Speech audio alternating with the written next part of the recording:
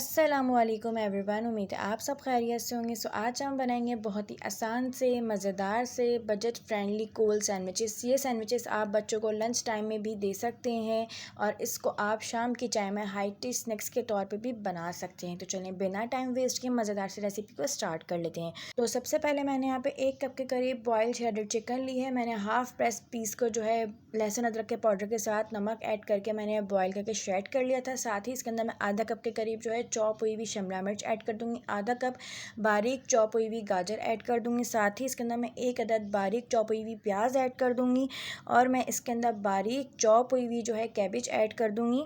सारी चीज़ें हमें बारीक बारीक ऐड करनी है। बारीक चॉप हुआ हुआ खीरा ऐड कर दूंगी मैं।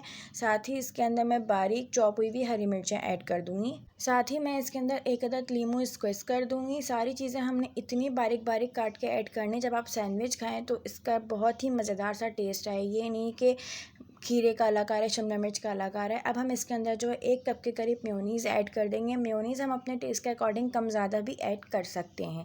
अब इसके अंदर हम कुछ स्पाइसीज ऐड करेंगे। तो मैंने यहाँ पे 1 टीस्पून काली मिर्च का पाउडर ऐड किया है और नमक अपने टेस्ट के अकॉर्डिंग ऐड करेंगे। तो मैंने यहाँ पे 1 टीस्पून के करीब ऐड किया है।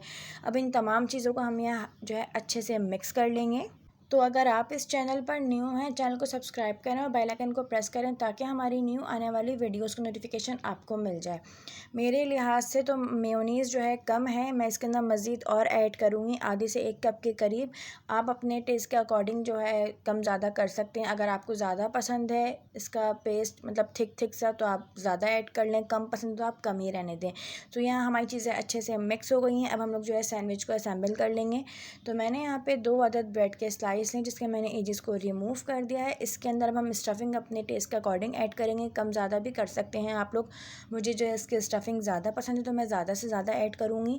और इसके ऊपर अब हम दूसरा वाला स्लाइस रख के इसको हम बीच में से कट कर देंगे। तो बहुत ही मज़ेदार से आसान से हमारे जो है कोल सैंडविचेस बन के तैयार हैं। और आप लोग जो है इसका स्टफ़ 1 से 2 दिन पहले बना के भी रेफ्रिजरेट कर सकते हैं। आपने जस्ट सैंडविच असेंबल करने होंगे फिर।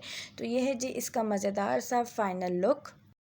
अगर आपको वीडियो अच्छी लगी तो लाइक करें, कमेंट करें एंड शेयर करें अपने फ्रेंड्स में और चैनल को सब्सक्राइब करना मत भूलिएगा। मज़ीद ऐसी रेसिपीज़ के लिए हमारा चैनल डिलीशियस मील सब्सक्राइब करें। शुक्रिया।